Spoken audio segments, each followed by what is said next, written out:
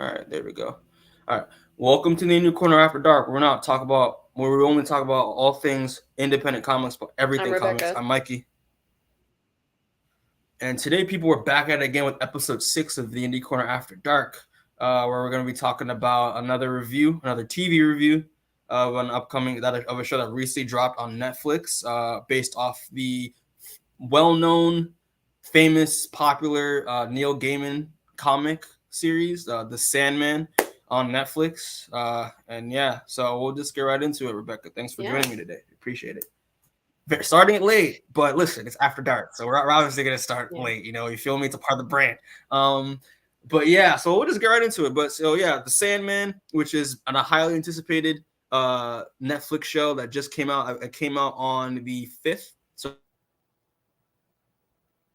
I think like 2 weeks, almost like.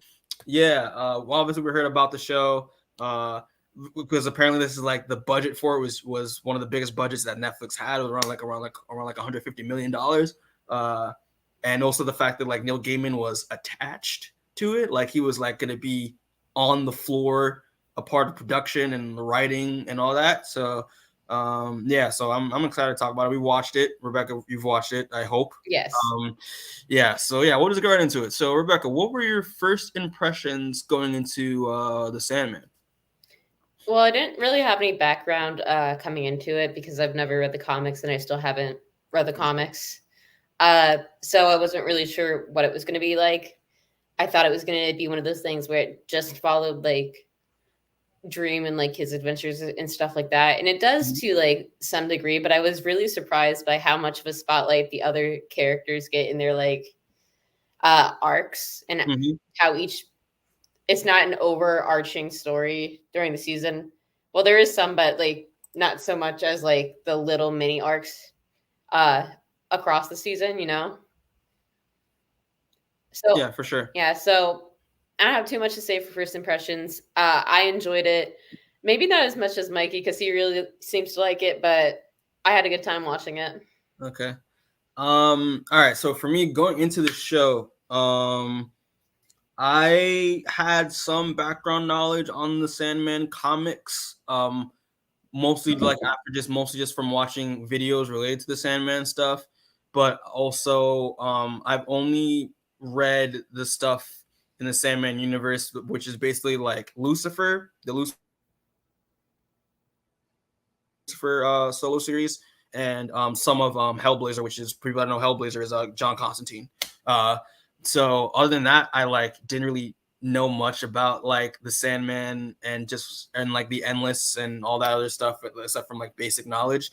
I decided to go in the show completely blind. I haven't read the comics still. I'm planning on reading them relatively soon, just because of how much I love the show.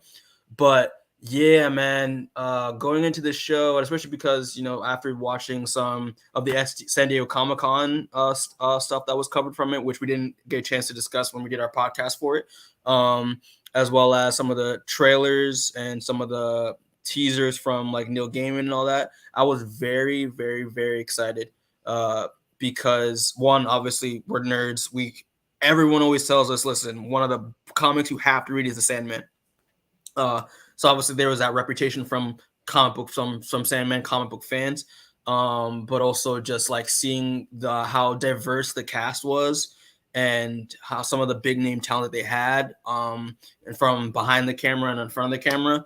I was very excited to watch it, and then it came out. I watched it the day it came out, and from like the first 20 minutes, I was hooked. I could not stop watching it. I loved it all. I loved it all. I had some gripes at first, but then I had to think about it some more, and I was like, okay, no, never mind. That's actually not a concern. But for the most part, I loved this, like the world building, the writing, the performances, the themes are introduced. I loved every second of it. It was really good, and the fact that like Neil Gaiman was behind the camera, helping orchestrating this, and also from what I've told, it is this show is extremely comics accurate, like to the point where like a lot of the scenes are taken from or copies of the page. I appreciate that so much. So yeah, I thought I went in this blind and I enjoyed it, and I'm a diehard Sandman fan now. I'm gonna start reading the comics and all that. So yeah. But anything else you want to say, Rebecca, about your first impressions, or that's it? No, I think that's pretty much it. Gotcha. Also, people, for so you know that our boy Seamus is joining us late. Maybe. Again, maybe he will, maybe not. So when he comes through, he will probably have another like Seamus late to the party recap like we did last time. But yeah, so just going right into it, we'll just move on to what we liked. Because I only put what we liked, I didn't put what we didn't like. Just because I there's a lot of the show I loved. But yeah. Rebecca, what did you say? What would you say? What you liked about if you want to go more specific about what you liked about the Sandman? Before I say that, I'm just gonna start by saying another reason we're talking about why, or not talking about why we just like anything, is there's nothing in this show that really stands out to me that I'm like, I didn't really like that. And like maybe I just wasn't paying enough attention, but like I said, I couldn't find any like problems with it that annoyed me in ways like some of the other shows we talked about have, you know. Gotcha. So getting back on track here, what I liked, I think this show's really strong with its characters. I feel like Dream, he's still like interesting, but he's probably one of the least interesting characters on his show, and I don't think that's a problem. Okay. I think the other characters are strong enough to like, I don't know, I lost my train of thought there a little bit, but strong enough to kind of carry the show, I guess. Okay. Even without him. And I do like his arc, even though it's still kind of in its beginning phases of like learning like change is okay, and like you know, hopes and like dreams and stuff like that are going to evolve over time. And that kind of messaging, I guess. Gotcha. Okay. Well, for me, I'll say like, and I also have like another. It goes along with my other slide. My favorite thing about definitely the characters, and we're gonna go through the characters when we get to that section. But for me, it's the most important thing for me that I loved about the show is like the storytelling and the world building. I loved like especially like the writing for the show is incredibly strong. Like it's super strong in terms of how it deals with like the character development, how it deals with like the overarching like themes that are introduced in terms of like the overarching plot, and even some of the little like plot lines that they introduced, they all tie in well together. And it basically it was incredible, and especially in terms of like the world building. And props to the VFX team, because a lot of the worlds that we saw, such as like, you know, the Dreaming, which is Dream's domain, or like Desire's little like Desire's domain, or like Hell, or in other places like that, I thought were so well done. And the thing is, like, I was worried because I've even though I've never read the Sandman, I've seen the artwork everywhere from my time as like a comic book fan. So like, and I knew how crazy those ideas are in terms of like what these worlds look like. So I was very impressed to see that like, they not only like accurately portrayed them pretty well, but also did their own little spin on them. I thought it was very well done. But also, yeah, the writing was super strong, and we'll probably get into that one in terms of like the characters. But yeah, no, those are for me where the stands out was just the overarching like world building and mythology of the Sandman like come to life. I loved that. Yeah, and the writing was super strong for me. Like the ending is like, well, I don't know, Rebecca, do you have any like favorite like episodes that like or like a moment that like stood out to you in terms of like in terms of like the writing or like the world building? I really liked the last arc with Rose. I thought that was pretty well done. Okay. Yeah, that was the doll's house stuff. Yeah, okay. Yeah. I also like the this is just like a particular scene. I like the battle between Dream and Lucifer. I thought that was cool. That was really interesting. Well done. Yeah, I think it's like the fact that they were able to make, they were able to humanize like these godlike figures. They're not even gods. I don't even describe them as gods because they're just literal like anthropomorphic personifications of concepts. Like they're beyond Yeah. gods. So like the fact that they're able to like take these very like powerful characters but yet humanize them at the same time and make them, very sympathetic, I thought was really like attested to like the writing. And I was like, wow, this is just, it's so good. For me though, I have two favorite episodes that stood out to me the most.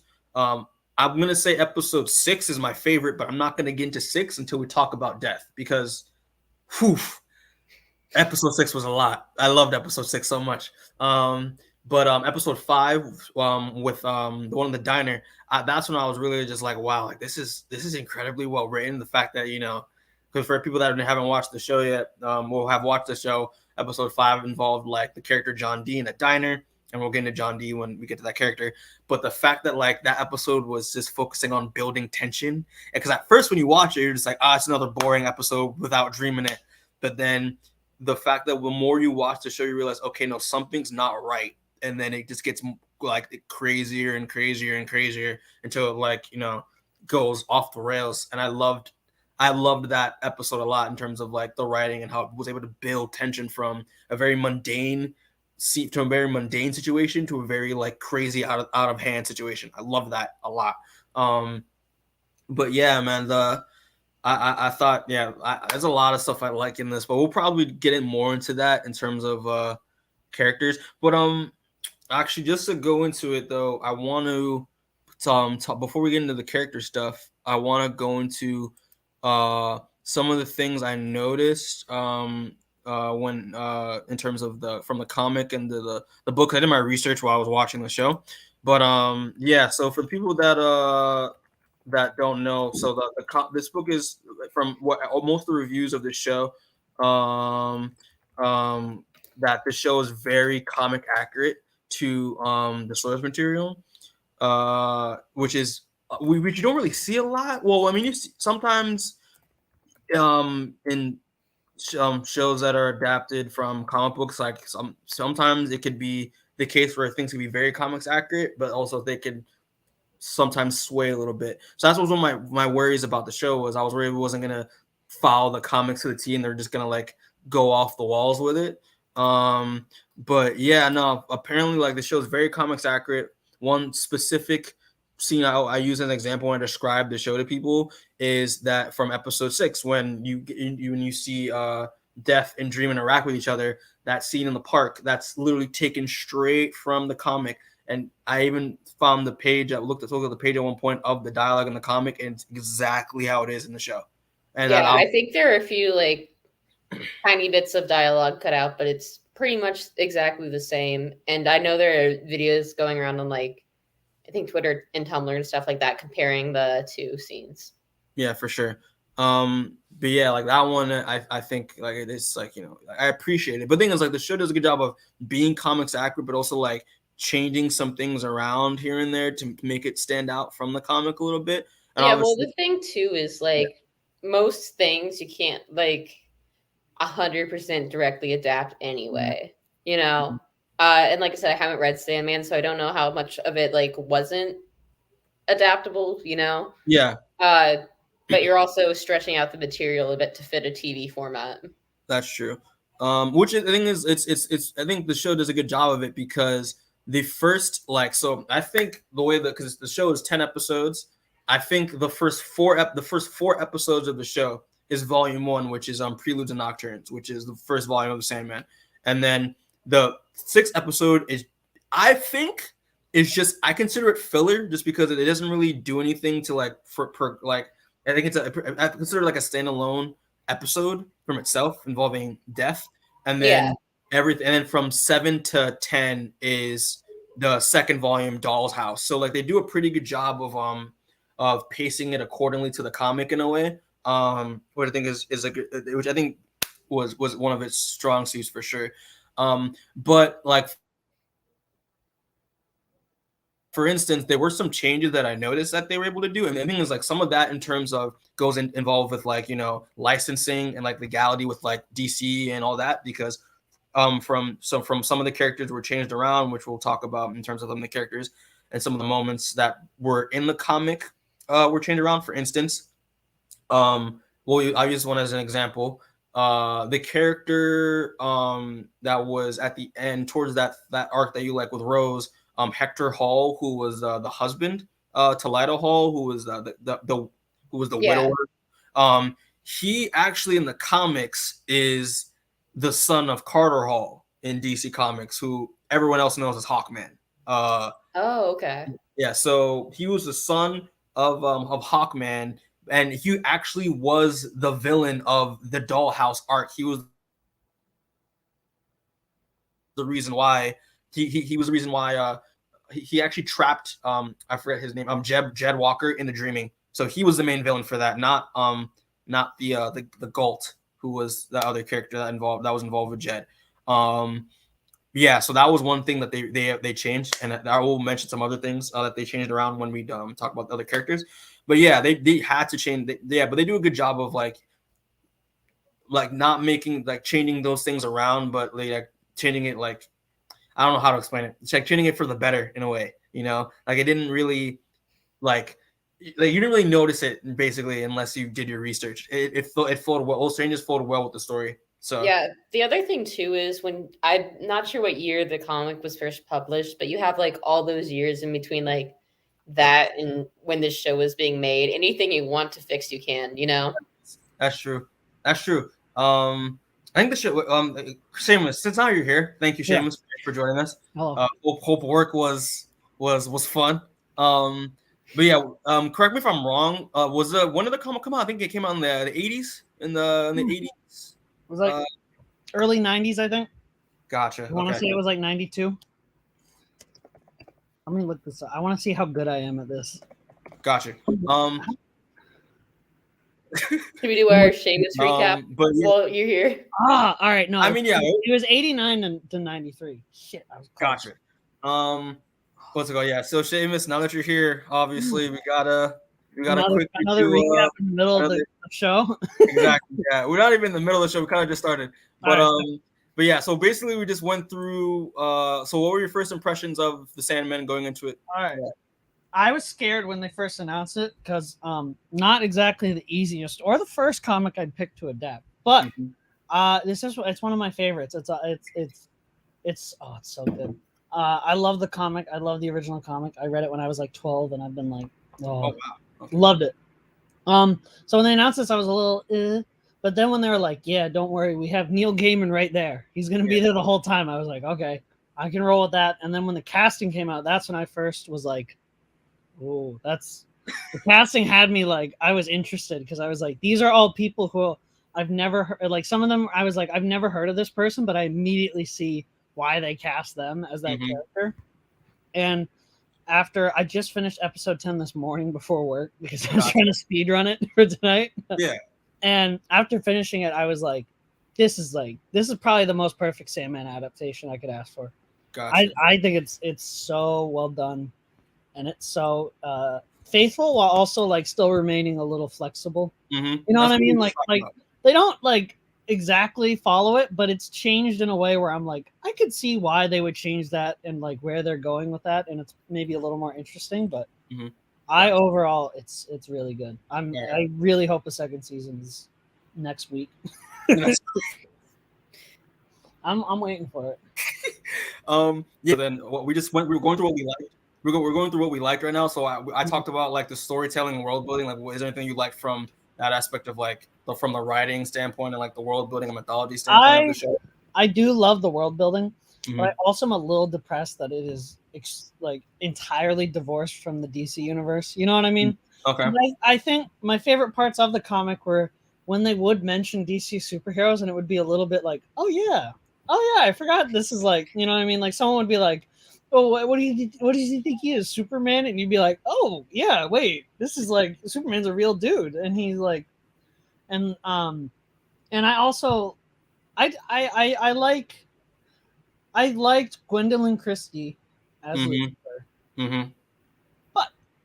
I love Tom Ellis so much. Yeah, no, because I was gonna say the same thing when we got to the. I was literally like, that's my only thing that I maybe have it, and it's all completely personal because Gwendoline Christie did a phenomenal job. Exactly. I really liked her. She was good, but also Tom Ellis is really fun to see on screen. So, like, it's more of like a personal opinion that I was like, I wish that was Tom Ellis being a dick, but like, I really like Gwendoline Christie, but.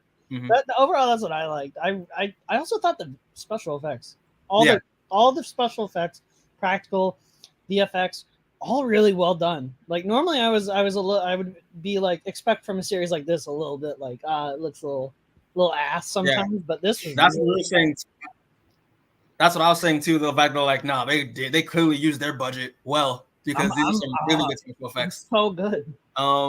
But yeah, so I mean that's basically like what we were talking about, and also we were just going over how like the comic book accuracy of it, it all. So if you want to like talk about that real quick, because you've read the comic, that's why I wanted to hear because you know the comic more than we both do. I was addicted to that for a bit, but I liked it. It was accurate, but there were some changes that I was like, oh, that's different, but it wasn't.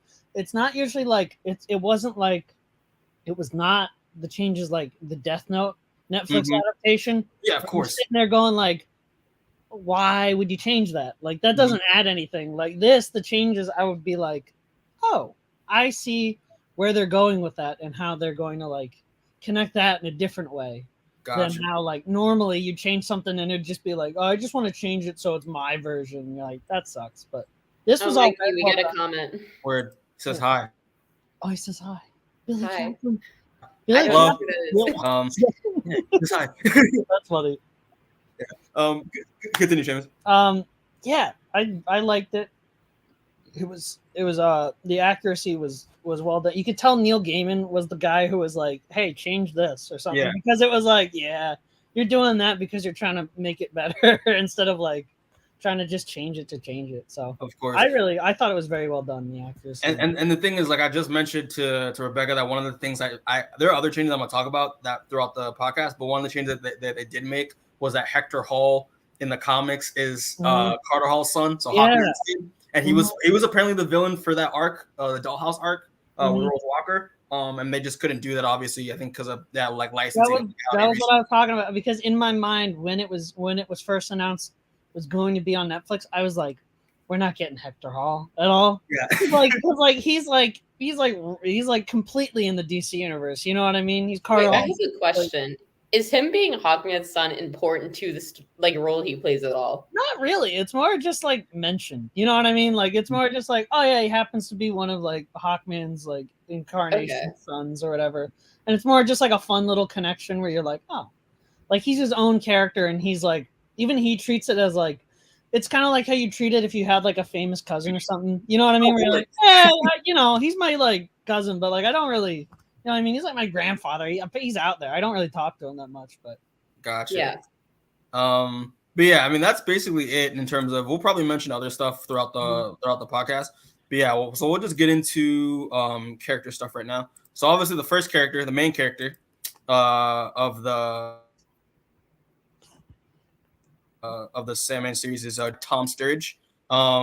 Yeah, I loved Morpheus in this. Granted, Morpheus. Yeah. I'm sorry, I gotta do it every time I hear Morpheus. Fair enough. Thing is, I think is again, I only have you kind of missed this part, James, but I only have basic knowledge of the Sandman because I've only read Lucifer and Hellblazer in the Sandman universe. So, but like, yeah, I like as you said, like when you see this man as Dream, you can tell why they cast him because he has a really good presence on screen. I love his voice. Like the voice for it is that he does with Morpheus is, it's like butter. So good. But yeah, I thought his arc was really interesting. And I love the fact that like, you know, with Morpheus, like he's a bit of an entitled dick, and it kind of shows, especially like throughout the course of the story. Because but I think that's also like part of the point, you know? Yeah, that's the point. Yeah. That's what I like. He doesn't start out as like he is this eternal, you know, being that is like omniscient and all that shit. But he's like, I still like how like he's still kind of like a childish prick sometimes, and you're like, all right, come on, dude. Like, you're like eternal years old. Shouldn't you be better than this at this point? So that's why I think Tom Sturridge did such a good job, because he captures that perfectly of like this person that has this like, you know what I mean? This god that has this grand air to them, but also like sometimes he'll do something you'd be like, all right, dude, that's a little childish. Come on, grow up. Fair enough. Also, hold on, we got a comment here. It says, yeah, Billy Kaplan, the real one says that, don't tell my mother, but I like DC too. Listen, we'll keep it on lock for you, but don't worry about it. But yeah, like it's just the fact that like especially that first, because I told Rebecca as well, like I consider like the first 4 episodes is the Preludes Nocturnes volume, and then the 6th episode is just filler, and then the last episodes are the Dollhouse stuff. So yeah, but I feel like Morpheus from those first 4 episodes, yeah, like he's very like stagnant, doesn't want to hear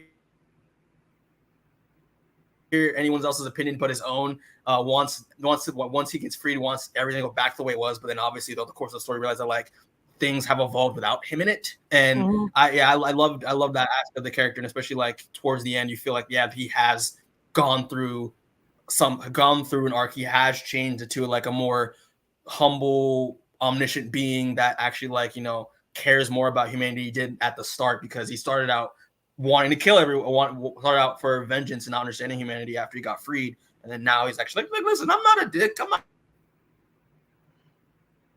a complete asshole. Like that was really good with and Tom Sturridge killed it. I think I can't see anyone else as Morpheus besides him now. So yeah, Rebecca, you have any thoughts on Morpheus Dream at all? I've heard people like compare him to like Robert Pattinson in Twilight, and I can totally see it. Yeah, it's. I've also heard that as well. I'm just like, listen, man. No disrespect to Pattinson, to Battinson, but absolutely not. I would never disrespect him. Yeah, of course, but yeah, that's actually hilarious. He does look like Pattinson too. He does. It's kind of wild. If this was like a Twilight parody, he could totally be in it. That's true. But yeah, Morpheus I thought was great. I'm trying to think of like any specific moments that like stood out to me when I was watching it. I do like the fact that like again because in Preludes and Nocturnes, like he goes after his lost equipment. I love the mask. I love the Sandman like helmet. I think it's such a cool design. And I don't know. It's cool. I like also that the fact that like shout out to the costume department, because they managed to kind of like modernize Morpheus's look, but like it still feels like something Morpheus would like wear and walk in, like with like the black coat and all that. I think it's so well done. But yeah, man, Morpheus, dope. I love Morpheus in this for sure. Great character. Also, Seamus, Rebecca said that like I forgot what you said, that like you thought Morpheus was fine, but like you thought other characters stood out more than he did. As a protector. He's I don't want to say passive, but a lot of stuff happens without him, and I think it's more interesting than him just like standing around and like talking about whatever to move the plot along. Which isn't to say he's like a bad character. It's just he's not that interesting right now. I think though that is a intentional decision. No, I think it is too. You know what I mean? Like it's completely intentional that's as sucky as that is. It's completely to show that stuff has moved along without him and can continue to move along without him, even though he still believes himself to be like, I'm so important. I need to be there. Everything needs to be about me. Yeah. And like that's why I kind of like how the entire book, a lot of the plot has moved along without him. So it's kind of like, oh no, we don't need you, dude. You're just like a side character at this point. Yeah. Especially that also like, especially like in episode 5, you kind of feel that way because he's barely in the episode at all in episode 5. But yeah, I mean, I don't have any more thoughts on Morpheus. I really like the character. I love the arc that he goes through. But yeah, that's basically any thoughts on Morpheus before we move on to the next character or no? Nada. Okay, cool. So the next set of characters is I put them in the same bracket because like they kind of involve Morpheus. They involve Morpheus in the dreaming anyway, so I might as well put them both on the same slide. But Lucienne and Matthew the Raven, played by Vivienne Acheampong and Patton Oswalt. I like Vivienne. I like Lucienne in this show. I like the fact that she had to take over the dreaming after Morpheus disappeared, was captured, and I like how like everyone else kind of views her as the leader, and then they don't really take Morpheus as seriously. Because of that, I thought again, the actress Vivienne did a great job with the performance. I love the contrast of like, you know, Vivienne like actually like, even though she is all very by the book as a librarian of the dreaming, but like she cares more about people than Morpheus does. So especially the people in the dream in their domain as well. Yeah, but I thought she was a cool character. And with Matthew the Raven, I was worried because they casted Patton Oswalt. I thought like I was worried like, hey, cast Patton Oswalt in this. I feel like I'm just gonna only just see this character as just Patton Oswalt is voicing over a bird, like not an actual character. But then you actually watch the show, they'll go through the show and like, oh, like, you know, I think, yeah, Patton Oswalt fits perfectly with this character for sure. And I love how he interacts with everyone else, and the fact that like how the mythology of how ravens can travel through the various dimensions and how they connect with Morpheus. I thought that was really cool. But yeah, I like these two characters. What are your thoughts on these characters, guys? I thought Vivienne Acheampong did like a really good job, because I was like, you know, like I thought she was one of those casting decisions where I was like, as soon as I saw her, I was like, I see it. I see why they got her. You know what I mean? Like, she just seems like that type of like, you know, like I'm very proper and I'm like a type. You know what I mean? I liked her. I really liked her. Yeah, and very elegant, very poised. Like, for sure. I agree with Patton Oswalt, where I was like, oh no, that was the only casting decision where I was like, oh, that's he's gonna stick out like a sore thumb when he talks, and it's gonna be a little. But he wasn't. He was not bad. It was not. It still was Patton Oswalt, and you're still like, I can kind of hear it. I can hear it, you know what I mean? But like, it didn't. It never. They never did it during a time where I was like, oh, this is ruining an important like plot moment or something. Like that. Thing is, like, the last thing I watched Patton Oswalt in was fucking MODOK, and I hated MODOK. So like, the last thing I watched him in was the post credit scene of Eternals, where he was Pip the Troll. Oh yeah, right. Yeah, I forgot about that. We were there for that. Yeah, you were right next to me, and you looked me dead in the eye, and you said, "No way, they showed me Pip the Troll." And I was like, "They did," and we had to leave. Yeah, true. But yeah, no, I agree. Yeah, like it was just Patton Oswalt was just like, oh god, like it's gonna stick out. But then it's just like, nah, like he fits the role well. So, Rebecca, any thoughts on Lucienne and Matthew the Raven? I like Lucienne a lot. I like how she balances out dreams, especially like in the early episodes. As for Matthew the Raven, he's okay. I feel like he doesn't really do anything for me, like either way, you know. Yeah, like he's a fun enough character to have around, but if he was gone, I wouldn't be like missing anything really. Gotcha. I also like how they changed Lucien's name to Lucienne. Like it's like I just thought that was cool, because it was like, oh, it's still the same name, it's just like the feminized version of it, but it still sounds cool as shit.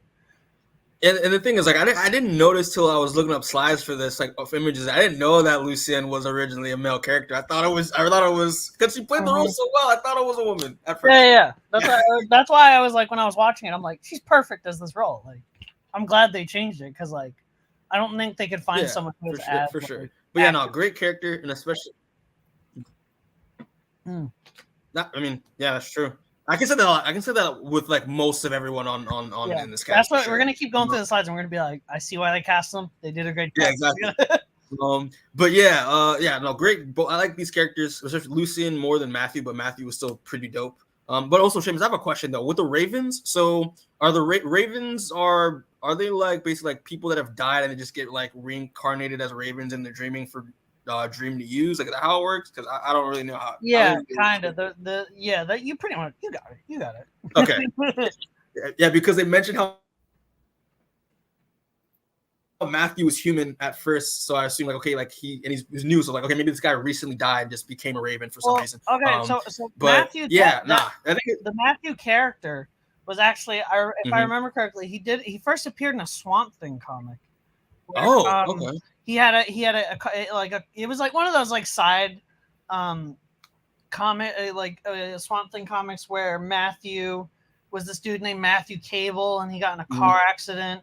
Okay. And then he was tricked by his wife's like uncle. I think his name was like Anton Arcane or something.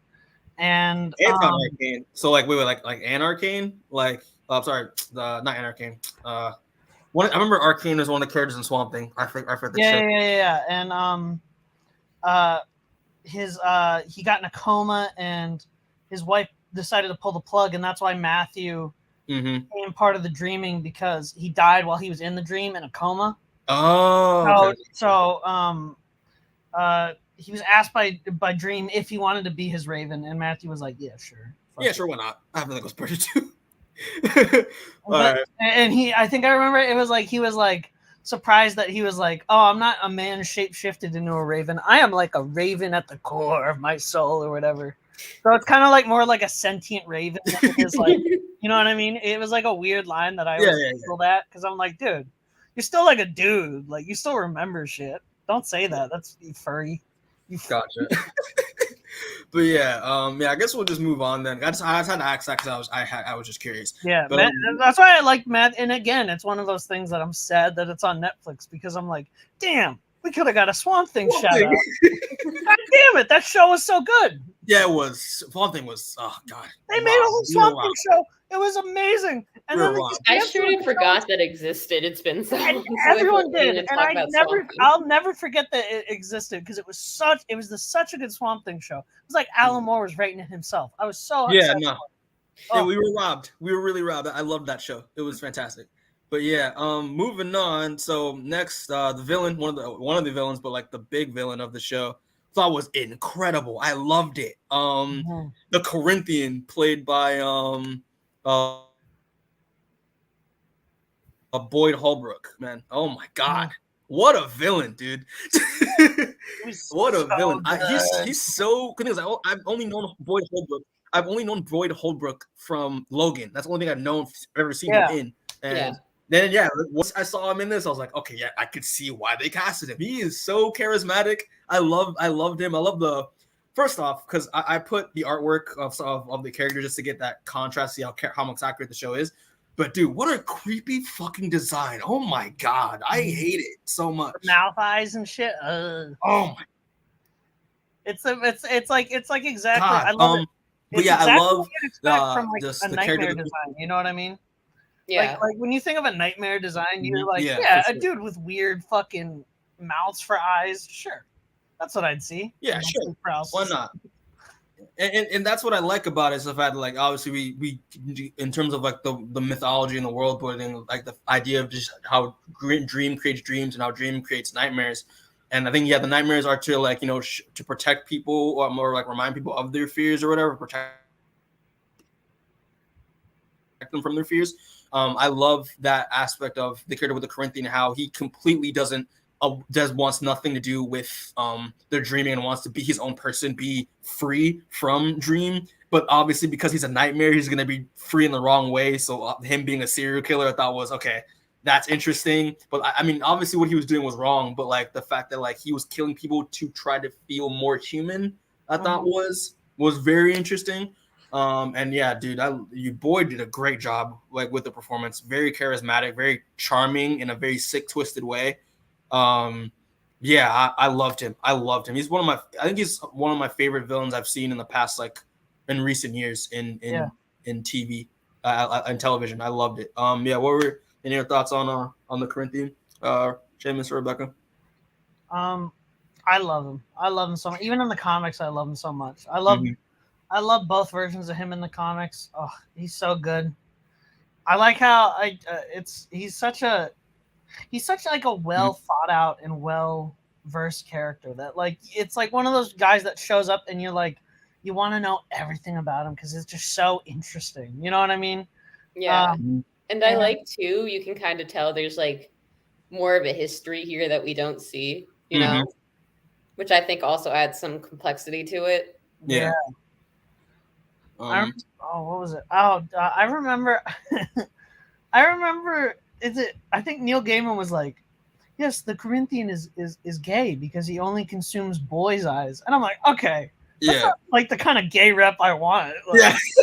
like okay, Diversity win. The cannibal. and then in the comics later, there's a second version of the Corinthian that's Mhm. like where that Dream changes, so he's like not as evil, and he's more Yeah. like Dream's like like servant, Yeah. and he has like an actual boyfriend. I'm like, okay, there we go. All right, that's Yeah. a little more. That's okay. The first one, I was like, whoa, bro.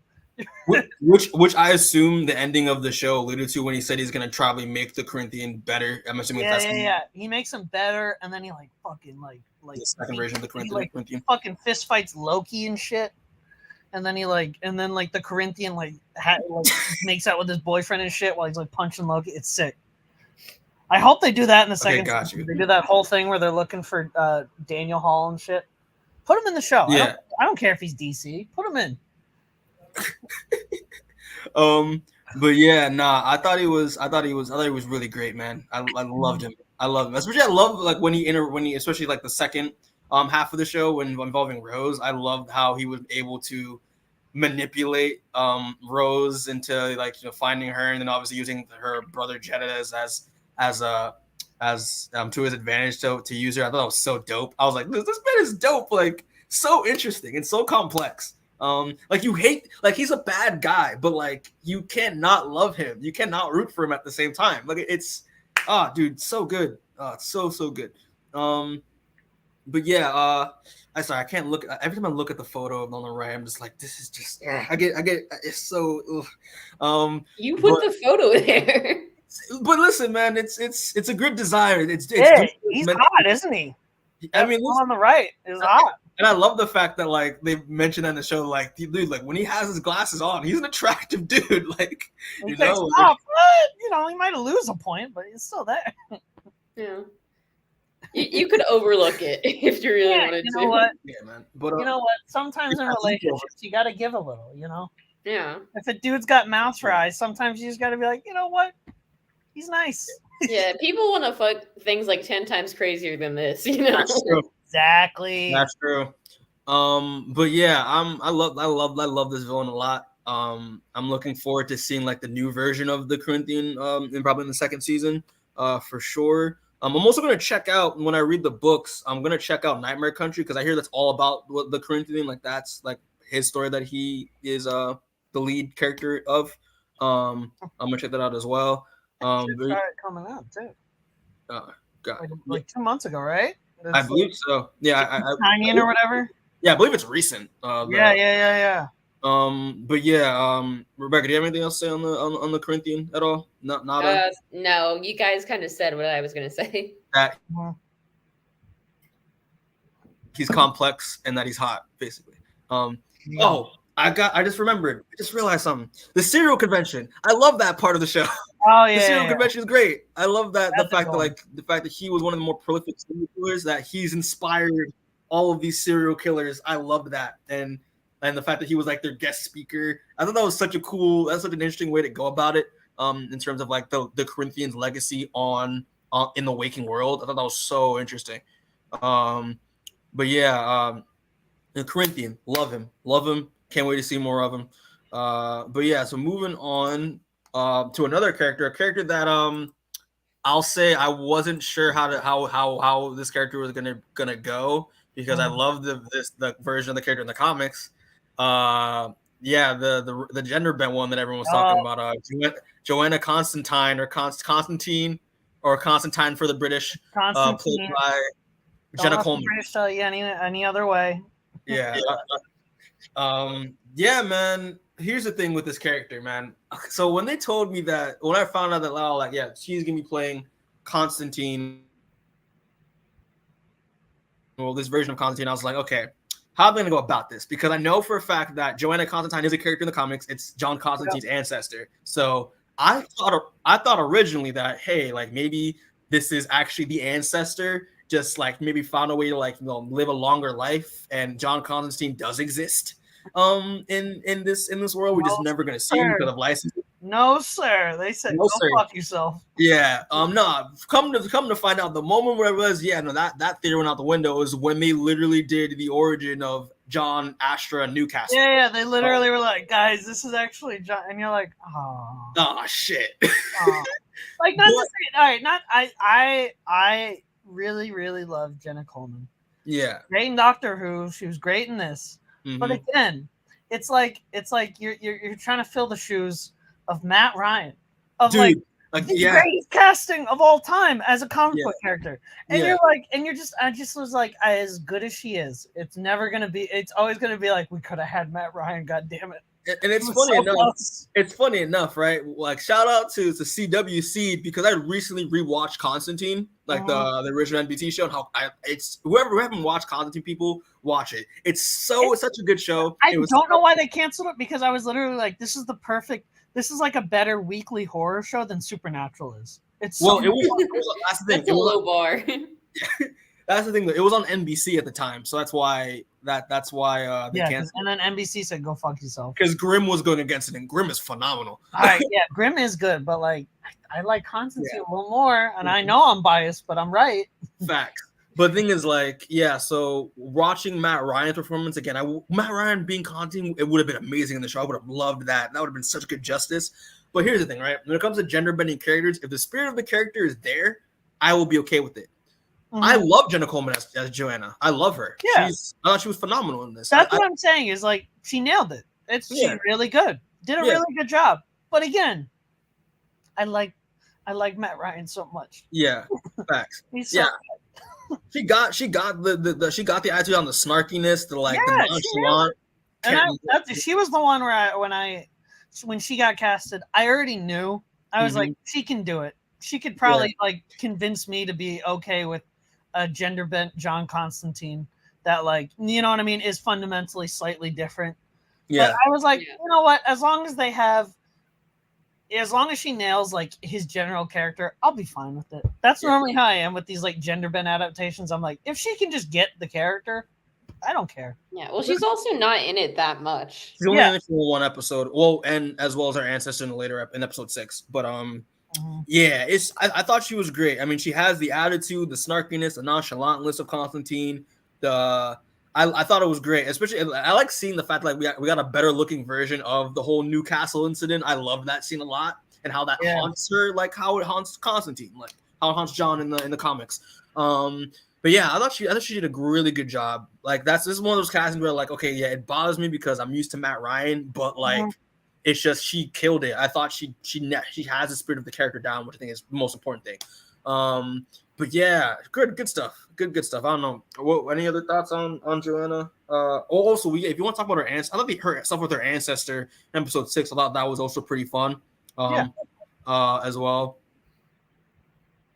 I don't have anything else to say. I don't know much about Johanna in the comics. I know she was basically just like a demon hunter, as you can see here in the page. Yeah, I'm good. But yeah, that's all I gotta say on Johanna. I loved her. Hope to see her in more stuff in the next season. Actually, only one episode, so whatever. But yeah, so next character, people. Seamus already gave his 2 cents about it. Now I have to get my 2 cents about it because I love this fucking character. But Lucifer Morningstar, played by Gwendoline Christie. Okay, here's the thing, Shane. You took the words right out of my mouth, but I'm gonna reiterate them just because I need to get this off my chest. When I watched the show, I originally was that was my only complaint as well. Like, I don't like the way they did Lucifer Morningstar, just because I'm so used to Daddy being Lucifer, right? I love Tom Ellis as Lucifer. That's one of my favorite shows is Lucifer. Yeah, I called him Daddy. So what? It's my man crush. I love him. But then I gave it some thought about it right after I finished the show, and now just doing my research, because I only read Lucifer series. That takes place after the Sandman book ended. So that's the Lucifer I'm used to seeing on Lucifer show, that the version that we see here isn't there yet. So I was like, okay, took that into account. And also the fact that like Lucifer in this, when he's introduced in Sandman, is, as you can see here from the comic pages, is modeled after Bowie, so that androgyny of the character is very important. And which is why I think Gwendoline Christie was a great choice. So and from knowing how Gwendoline Christie's career and what I've seen her in, she's a phenomenal actress. I thought from now having an understanding after finishing the show and doing my research and all that, I think she did a wonderful job, and I can't complain. I think she did great. But yeah, I was saying, Seamus, we have anything else to say on Lucifer Seamus while this Yeah, character's up? I said, I think she did a really great job for this version of the character because it is fundamentally a different version of the character. Because as much as I like Tom Ellis as Lucifer, that show changes the character. It's more of like a far future version of Lucifer where he's like actually like fully developed, and this is more, he feels more like Loki in this sense where he's more childish and more like, I'm a little trickster that likes to fuck with people instead of like, you know what I mean, like the playboy like older Lucifer is, where he like openly is like, I don't care anymore, I fuck with people. So I thought they did it. Gwendoline Christie did a really good job of like that kind of more subtle, like, you know, sneakier Lucifer that's more of like quiet and reserved, and I really enjoyed her performance. It was really good. And I think I haven't read this version of the character, so like that's why it rubbed me the wrong way a bit when I was watching the show. But Rebecca, you have anything to say on Lucifer while we have the character up? No, like we were saying earlier, I think everyone on this show did like a good job, so it's hard to say anything bad about anyone. But here's a fun fact though. They were originally eyeing Tom Ellis to come back to reprise this role as this version of Lucifer, but then they decided, okay, now let's. That's the thing, is I would have only wanted Tom Ellis back if he could play his version of Lucifer. If as great of an actor as I think Tom Ellis is, I don't think he could be able to do like this androgynous, more subtle, quieter Lucifer in as good of a way as Gwendoline Christie did. So that's why I think I'm glad we got her for this version, but I also would have just liked Tom Ellis's version because that would have been really funny. Facts. It would have been great, actually. It would have been great. But yeah, also to acknowledge a change from the comics that I did with my research. So the demon that gets introduced when Morpheus and Matthew go to hell, the demon that opens the gate for them, I think his name is Scoutoblow or something like that. Originally in the comics, that was supposed to be Etrigan the demon. I was like, that would have been awesome if. You know, you're telling me DC couldn't just chuck them Etrigan just to be like, oh, there he is. You know what I mean? Like, does DC really are they really holding on to that Etrigan licensing deal that hard that they couldn't just be like, you know what, have him rhyme and shit. I don't care. Yeah, like I get Constantine. They're using Constantine actively. You know, I get that, but like it's Etrigan. No one's ever gonna use Etrigan. You're laughing now, but when they release an Etrigan movie in like when they release and look, they were barely able to get that Batgirl movie out. Okay, it's not even coming out anymore. We don't even know if Blue Beetle's coming out. So if you're Blue Beetle is coming out. It's coming out. They said they confirmed it. Bro, we don't know. I'm scared now. They can cancel it next week, and then I'm gonna fucking cry. But yeah, man, Etrigan, that would have been dope. Him opening the door and rhyming and I would have shit. loved that. Like, I love that. Dude, spin bars, bro. It would have been amazing. But another change as well, especially Rebecca, because you mentioned how much you love that scene with the fight between Lucifer and Morpheus. Originally, the demon that grabbed the helmet, I believe, was supposed to be the one doing that fight, not Lucifer himself. But they just changed it to make it more dramatic. Yeah, it was more dramatic that way. So it makes sense why they changed it. But yeah, no, I also love the way hell looked. I love it. Really, some really good practical CG and also practical effects and CG I love the way it looked. I love the trees freaked me out. Oh god, the trees were really cool. Also, shout out to Mazikeen. Love this version of Mazikeen. Granted, wait, listen, love Leslie Ann Brand as Mazikeen from the Lucifer show, but I love this version of Mazikeen. She looks really cool from what we saw from her. But yeah, man, Lucifer, man, loved it. But one thing I will say though, the thing is, again, didn't realize this till I did my research. I love the fact that Lucifer later in the comics, from what I'm used to knowing him, has his angel wings, right? Yeah. I thought he was gonna have the wings that his angel. That's how I always thought that's how the character was throughout the entirety of like he was introduced. So the fact that I was like, he doesn't have the angel wings in this, shit, that sucks. But then I realized now looking up these pages, I'm like, okay, no, he had the demon wings at first, so I can't be mad at that. That's comics accurate. But yeah, we'll probably talk about like the more hell stuff and theories in terms of what they're gonna set up next with hell. But it turns out I love Lucifer in this. Gwendoline Christie killed it. Yeah, so that's all I gotta go through with that. So next up with characters. Okay, now here's where I'm about to like realize this is where I'm about to go deep because I love this episode and I love this character. Death by played by Kirby Howell-Baptiste. Dude, the fact that Death wasn't even in the show for that long, but is one of the most complex, interesting characters in this show to me. I love Death in this. Without a doubt. Kirby Howell-Baptiste did a phenomenal job. It was such a great job. And obviously I know of Death because Death is an iconic character in the comics. Yeah, man. And it's just Death was good. Was so good. And also episode 6 where she's introduced what's it called? That Taylor? Hello Taylor. How you doing? Thanks for joining us. It's just fact like episode 6. Honestly, God, I'm gonna be real with you. Episode 6 made me cry because it was too good. It was that good. That first half made me terrible. Episode 5 and 6 was so well I think episode 5 and 6 were my favorite of the show. Both of those were they're so good. Oh, it's my favorite episode as well. So good. But yeah, I love Death. Death was so good in this. Obviously, we're gonna.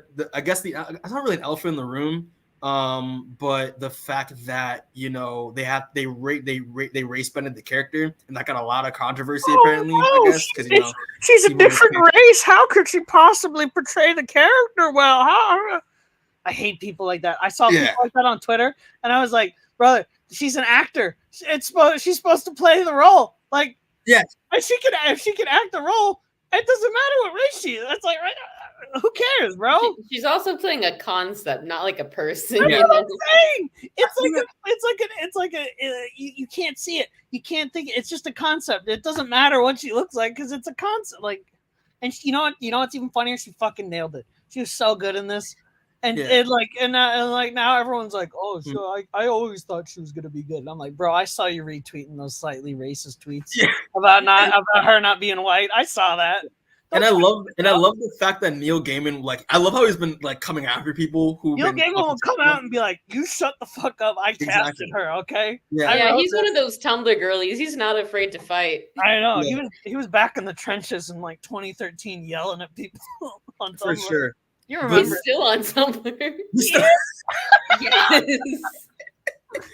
But yeah, man, she did a phenomenal job. Her episode, I love the fact that in terms of like how good the writing was, the fact that what the person that's going to introduce, like, is going to remind Morpheus about how important humanity is, not just in the grand scale of things, but to them as these concepts, was the person that has to deal with seeing the end of humanity every single day. I thought it was like, that's fucking genius and so fucking sad. Like, it's like, I think this is one of the saddest episodes I've ever watched. It was too much. I like just seeing her go throughout her day. Basically, it was basically just like it was bringing her brother to work day. That's what the episode was, basically. And the fact that, like, her just interacting with these people that have helping people cross over.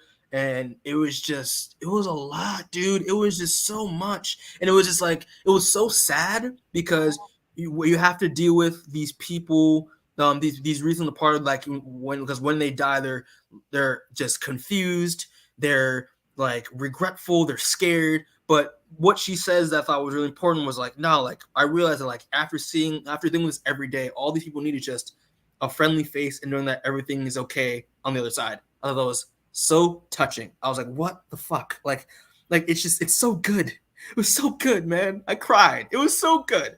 Yeah, man, it was phenomenal. And it just the fact that, like, her episode basically, even her part of the episode focused more on, death can be a very unexpected, very sad situation, sad thing, but it can also be a very beautiful thing in terms of, like, you're helping. Basically, these people have ended their life cycle and are going on to the next phase of humanity, basically. And it shows that because listen, Kirby Howell-Baptiste is a beautiful human being. She's gorgeous. So the fact that, like, her being beautiful her death being beautiful is in a literal sense, and also in the metaphorical sense. Dude, that's fucking brilliant, dude. It's phenomenal. And I guess that's the same way in the comics too. But yeah, I love this character, man. I love this episode. It was so good. It was so good. What's all that? Any other thoughts on Death? Also, the fact that also this real quick. I love also doing this changes from the comics. I like the fact that a lot of the people that she interacted with were people of color, just because just to showcase that that aspect of the diversity of it. I thought that was really interesting. Yeah. Oh, I'm also to say this real quick. Yeah, the baby, man. That baby made me cry. I was done. I lost it. I was like, again, showing how unexpected death is, even when she picked up that baby, and it did a good job with the writing to make it seem like, oh wait, like they're probably just going in to see this baby just to remind Dream of how important and beautiful humanity is. No. It was a pickup stop. I was done. I couldn't do it. I was done. Yeah, man, this death is, and the thing is, like, I wish we got more of her, but I guess that's kind of tandem with how it is in the comic, like in terms of how like the volumes work. But yeah, I love this character to death, man. Fun. But yeah, any other thoughts on death while we have her up? Yeah, she did a good job. Honestly, I'm probably gonna have to rewatch that episode because I was like listening to it in the background while I was like working on something. Okay. Gotcha. But from what I saw, she did a good job. Also, I am gonna head out for tonight, but have fun finishing up without me, guys. Word. We'll do it. We'll make you proud. You better. All right. Peace, Rebecca. All right. See ya. But yeah, I think that's it. I think that's all I gotta say. I'm gonna start crying if we continue talking about Death, man. It's just too much. That was rough. That was a rough little episode they had me go through there. Yeah, man, it was a lot. In the comics though, there was one of them was one of the people she visits was Element Girl from DC. Are you serious? Who she just hated being like a metamorph and like how she just can't live a normal life in a normal body, and she was like, I just want to die. Could you kill me, please? Yeah. And she was like, and Death was like, no, I can't take you. It's not your it's not your time. Yeah. And then so then she was like, so go to your creator, whoever created her, and ask if they could kill you. And then she did, and then Death showed up and took her and was like, all right, good luck next time. You're like, oh shit, that was sad. Yeah. I just watched Element Girl get fucking killed. Oh shit. Okay. Well, listen, man, this episode was dope. But also, like, even the second half of the episode when they talk about, I forget his name, but the guy who their little like passion project that Dream and Death were doing with the guy who she gave immortality to. I love that fact that like the first half episode we're dealing with how death can be a very sad, unexpected, but also a very beautiful thing at the same time. But also the fact that someone who hasn't how does someone who hasn't died, who can't die, deal with living? That was a very cool contrast. And yeah, I like the fact that this guy didn't really he loved living a long time just because he loved experiencing the world change around him. And I thought that was really cool. I don't know what your thoughts on that half of the episode. I like it. I think that's why I love this adaptation so much, is because it completely nails how because in the comics, the best part of the Sandman comics are these little issues where they just do a little side story arc that talks about something more thematic or something like that, rather than the main plot of Dream just doing shit. It's more of hey, let's focus in on this side story that has a really, really deep and depressing thematic element to it. So that's why I really like these two episodes, because it was 5 and 6 specifically, because it was they get that the best parts of Sandman are the parts where Dream is barely involved. Okay, I guess so. God bless Dream, but there's a reason he gets replaced at the end. Yeah. The character's name is Hobgoblin, the guy with the immortality. I thought his arc was a really good contrast to the stuff with Death as well. But yeah, that's all I got to say on Death. I think she's my favorite character out of them all. And her episode is my favorite for sure. Oh, Kirby did a great job. Great job. Hopefully we'll get to see more of her in the second season, because she only had that episode. And yeah. But yeah, also rip to Franklin, bro. Rip to the homie Franklin. I couldn't do it, Rest man. in peace. Rest in peace. Oh god, it was just too much. Yeah, we're gonna continue before we like start bursting into tears. But yeah, so to continue on with the characters, other characters that I thought were really good, but weren't in the show for very long. Despair and Desire, played by Mason Alexander Park and Donna Preston. Yo, we'll talk about Despair first, dude. What a fucking performance, dude! Wow, crazy. Pop the fuck off, dude. I was very shocked, like about like wow, like Mason. Because I've seen last thing I saw Mason Alexander Park in was fucking Cowboy Bebop. That was the last thing I saw this guy in. So I was like, don't say that. I'm sorry, but listen, it's the facts, bro. It's the facts. That's the only thing. That's what introduced me to the actor. Yeah, they did you really could tell that they were. I think they really embodied themselves into the role. I think the most out of everyone else. Even though we didn't really see Desire for that long, they made a very good impact. He made a very good impact as a character for sure. The fact that he was the culprit the entire time, it's like when you think about it, like his motivation is very one note, but like there's the fact that like he's the concept of desire. He just did the whole thing for fun because he was bored. Mm-hmm. Like that fits the character. It makes sense with how this world is set up. Yeah, man. I thought Mason did a great job with what they were given for sure, and I'm really looking forward to see what happens if they're in next season or not. But yeah, what are your thoughts on Desire? And obviously you can make more comparisons with the comic. So yeah. Mason Alexander Park did a phenomenal job as Desire, and Desire has always been a really interesting character, and I think Neil Gaiman, it's a testament to how great of an author he is to make the decision for Desire to be like a very non-binary and fluid being because Neil Gaiman was like Neil Gaiman was thinking that like, okay, so Desire can show up as anyone, so they should be anyone. They should be able to transform into anyone. So that's why I thought getting someone who was non-binary to play the character was really important and really good. So when I heard the cast Mason Alexander Park, I was like, all right, yeah, they get it. They got it. Yeah. Which is why I thought they knocked it out of the park. Desire was a great character.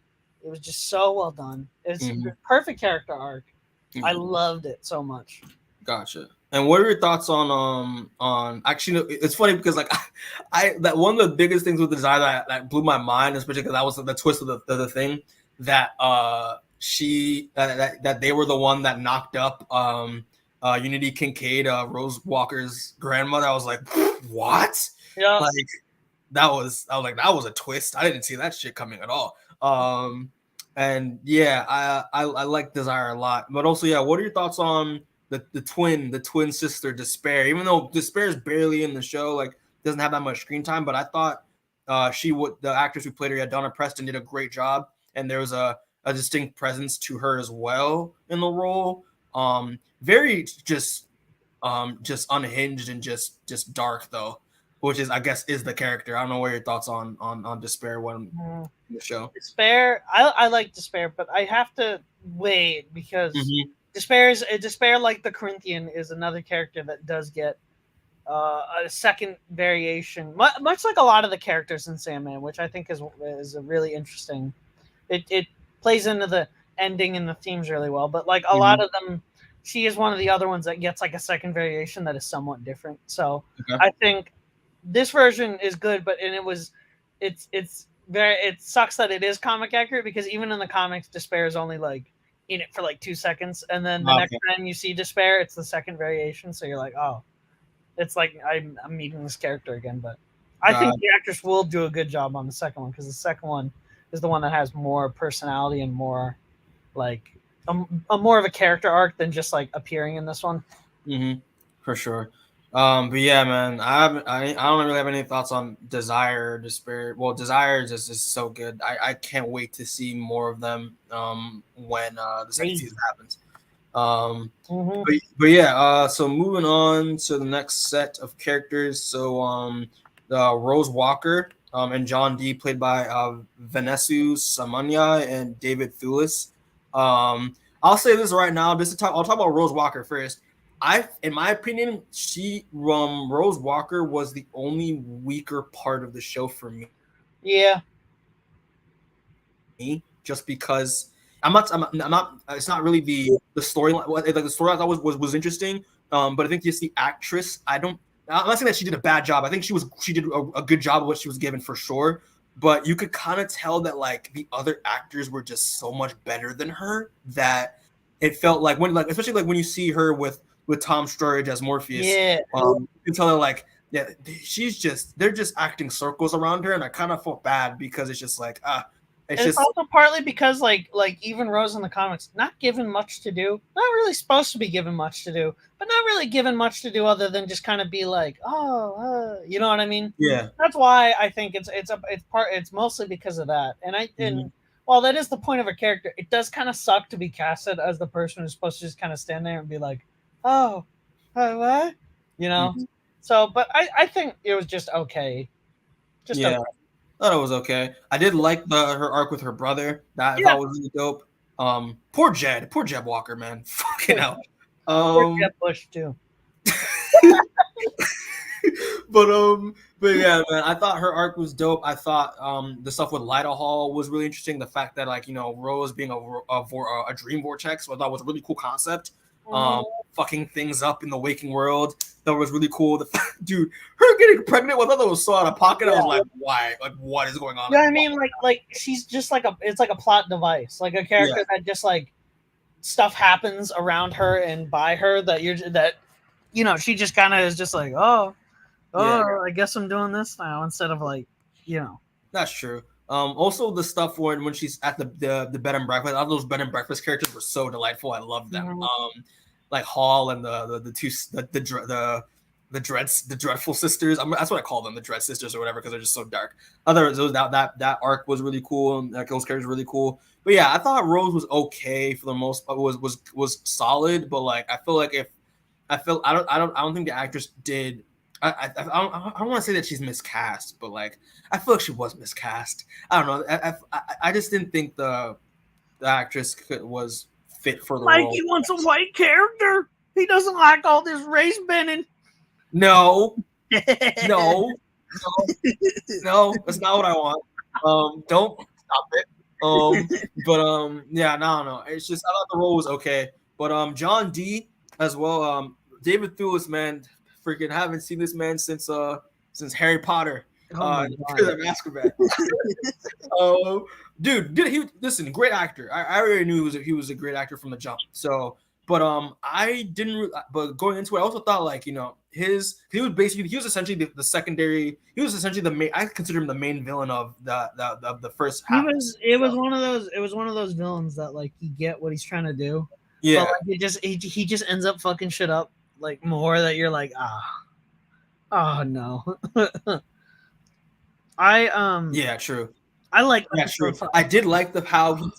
Oh, sorry. Go ahead. I was just saying I love episode 5 so much. Episode 5 was my second favorite. It's my second favorite episode. Literally, because as soon as I can't even tell you. As soon as it opened on the diner, I was literally sitting there like, oh no, oh shit, it's the fucking diner issue. They're doing the diner issue. Oh my god, and they did it perfectly. They fucking nailed it. It was Here's the thing, because again, I watched the show blind, so like I went to the episode being just like, okay, it's a filler episode. Shit, it's gonna be garbage. But then I realized like the episode does a great job in terms of like just building tension. Like the tension was ridiculously good because that's why I think this was the only episode where I feel like reading the comic added to it, because as soon as it just boom, it hits you, you're immediately like, oh god, oh lord, the tension is like even more palpable because it's what's coming and you know how bad it's gonna get. Oh shit. But then, yeah, because I started off very mundane, and you realize like throughout the course of the episode, and I love episodes like that do this a lot in television, where it's like you can tell little by little there's some things wrong here, and then it just escalates and escalates and escalates, and it just goes, what the fuck? Like it just blows up. Like I loved it. I love it so much. So yeah, but like the John Dee's character, and I love how he tied into Roger Sturgis, who was, for the people who don't know, the guy who ends up trapping Dream for 100 years in the beginning. I loved how that arc happened. I love the stuff with the Ruby. And also for people who don't know, in the comics, his character is supposed to be Dr. Destiny, who I didn't realize, because I knew was a villain, and I was familiar with that villain in DC Comics, but like I did not know he had ties into like the Sandman universe. So, but yeah. I thought he did a great job while he was given too. Very imposing villain. As well. Wasn't Dr. Destiny the villain of the that one CW crossover? I think the one where he had the book and shit. Yeah. So we did see him in a that's so weird that he's been. Yeah, he's getting more adaptations and clout than Etrigan, and I'm mad about that. That's true. And it's funny because like Dr. Destiny was a big part of like the Elseworld stuff and that, but also in the comics, because he also has a different look in the comics. Like he has like an actual a super villain costume. You know that skull? He has like a skull face. Yeah. And also like it's also kind of funny because when Neil Gaiman used him in the Sandman comics, he kind of retconned him to make him look more like how he does like in that corner of the photo where he's a little bit more decrepit and all that. So yeah, like it's in a way you kind of think that like this is kind of a retcon for the CW shit too in a way. But yeah, man, I thought these two were pretty. I thought these two were pretty cool for sure. I love Dr. Destiny especially. Like I love that. Yeah, well, in the comics, the reason that he has the gem in the first place, and I know they purposely keep it vague in the show, but his mom slipped him the stone so he could break out of Arkham Asylum, and that's why he's on the run at the beginning of the episode, because he escaped from Arkham Asylum and they're looking for him. Bro. But in the beginning of the show, they're just kind of like, oh, he's on the run. You don't know why. And you're like, that's why, again, it comes up once again. They did a good job. But, like, I kind of do wish it was connected to the DC universe a little bit. So that way it would, because I get that for new viewers, it would probably be extremely confusing. Hear, hey, he broke out of Arkham Asylum. And you're like, wait, what? What is that? But for me, selfishly and personally, I'm like, I would really enjoy it if they just gave me those little references so I could be like, yeah. Damn, we could have gotten Arkham Asylum in the show. We could have gotten Arkham, Constantine, Swamp Thing, Hawkman, fucking Etrigan. Yeah. They could have gotten so much shit. We could have gotten that one arc in Lucifer where Superman rules hell for a couple days because Lucifer's got to pop off. Remember that? Yeah. That was wild. He shows up and he's like, Superman, you want to run hell? And Superman's like, I'll try. But yeah. So that's it for those characters. I have nothing else to say about them. But so moving on. So now we're at the point where we're just gonna be talking about like any other notable characters you want to talk about, Seamus. Like here I got like Cain, Abel, Gilbert. I'll say this though, with Cain and Abel, I thought it was hilarious because I didn't read the comic, so I was like, is this like the biblical Cain and Abel? I was like, it's probably not them. They're probably just new creations. Until I saw Cain kill him, and I was like, there's that Cain and Abel. Okay. They're back. But yeah, I thought these characters were really cool. Especially like how, especially like getting their perspective on, since like they're like one of the only loyal people of the Dreaming, left after Morpheus like disappeared.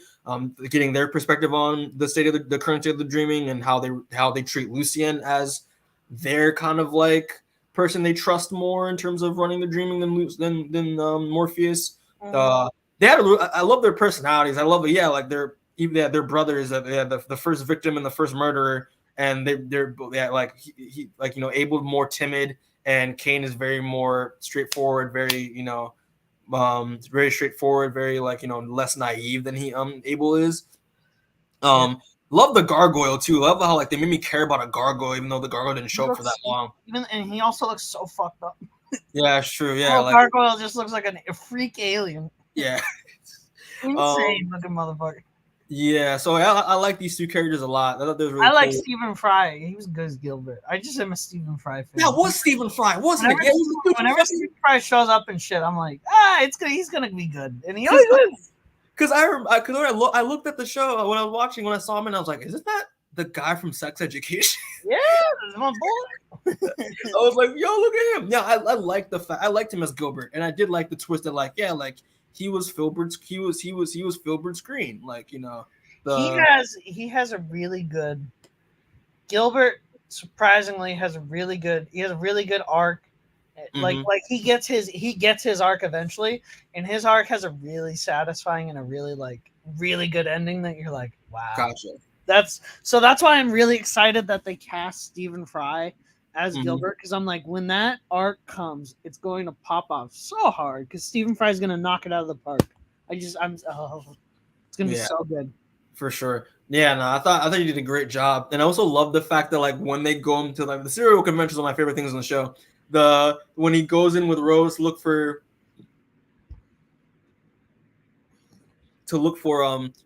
Jeb, and the moment he notices the Corinthian, he like shits his bricks, like, I gotta fucking go. I gotta that was so funny. Oh yeah, no, he is great. Yeah. I thought it was very dope. But yeah, any other characters you want to mention? I feel like I'm missing one. Oh, fucking is it Merv, the Pumpkinhead guy by who's Mark Hamill? They're all like little side characters that I'm like, yeah, they populate the world. I like them. Yeah. But yeah, I got really anything else to say. Besides, I think those are like the only characters I could think of off the top of my head. Is it cool Kevin Smith is in the show? Yeah. Is he actually in the show? Kinda. What do you mean? What do you mean Kevin Smith is in the show? Kevin Smith is Merv. No, it's Mark Hamill. Is Mark Hamill? Wasn't it Kevin Smith? I'm looking this up. One of us got it wrong. No, it's Mark Hamill. I think it's Mark Hamill. Yeah, you're right. It is Mark Hamill. But I remember Kevin Smith talking about how he was Merv. Oh, really? Was Kevin Smith just lying out his ass? Maybe. I don't know. Yeah, I gotta look this up. This is news to me. But you're right. I do. No, it is Mark Hamill. Yeah, because the voice is Mark Hamill. No, you're right. Yeah, because listen, I know Mark Hamill's voice is very. You can pick it out from. You can pick it out easily. But yeah, I thought. Yeah. No. It was the audio drama last year, like the first. Oh, okay. You know who played Dream in that audio drama? They got fucking James McAvoy as Dream. Yes, James McAvoy. Yeah. It's dope. And they had fucking Taron Egerton as Constantine. Yeah. And I was like, holy shit. This is great. And then when they that's why when they announced the cast, I was like, yeah, word. Don't you have James McAvoy on file? I mean, I like him, and now that I watched the show, I'm like, I think they had Kat Dennings as Dream too, as Death. And I was like, she looks like that, like the she does look Death. I'm like, but yeah, that's all I gotta say about this stuff. Yeah. So moving on to the best part of the review. Theories, Seamus. So well, I mean, all my theories are going to be like just telling you what they're gonna do. Yeah, word. But the thing is, like, it's so accurate that it's like it's just shit that I'm gonna be like, yeah, they're gonna do this or they're gonna do that because it's so accurate that it's not like it's not like Marvel theories where I'm like, they'll adapt this version but change it. You know what I mean? It's just more like, yeah, I hope they do this next season. They probably will. Got you. Yeah, but so for the theories, so basically I only have like two basically for the most part. But yeah, so at the ending of the show, basically the show basically ends with obviously like Dream realizing that, like, you know, he shouldn't be a dick anymore and all that, and he's changed. But most importantly, we get this kind of the scene at the end where we see Lucifer basically have plans to go after the Dreaming. So we're gonna potentially see a war between the Dreaming and Hell.